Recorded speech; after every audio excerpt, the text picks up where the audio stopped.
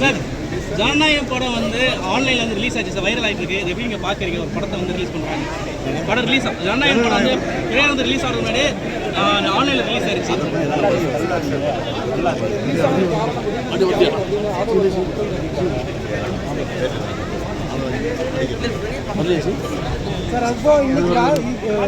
Sir தொடர்ந்து வந்து எடப்பாடி பழனிசாமி திமுக தலைவர் அவதூறு பரப்புறதா ஒரு தகவல் சார் பேசிட்டு வரீங்க, எப்படி சார் பார்க்குறீங்க?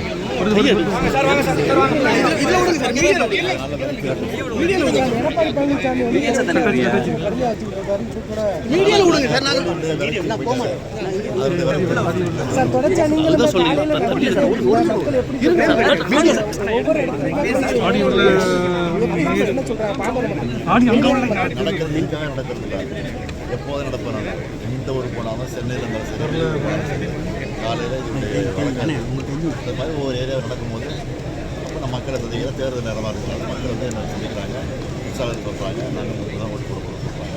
அது உற்சாகமாக இருக்குது. அதனால் கூடவே நடக்கும் சார். திமுகவுக்கு தாவேக்கு மட்டும்தான் போட்டின்னு விஜய் சொல்லிட்டே வராங்க, எப்படி நான் அதுக்கு பதில் சொல்லிட்டேன் சார்? தமிழ்நாட்டுக்கும் டெல்லிக்கும் சொல்கிறீங்க சார், நீங்கள் ஏன் சொல்கிறீங்க?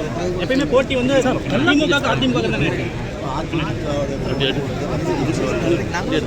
அவர் தள்ளுங்க, அவர் தள்ளுங்க. நன்றி நன்றி சார்.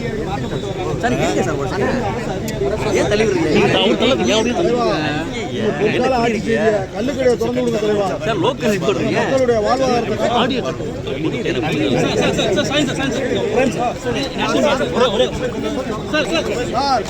திறந்து விடுங்க. ஆமா, மலையேறிக்கு வாழ்வாதாரத்தை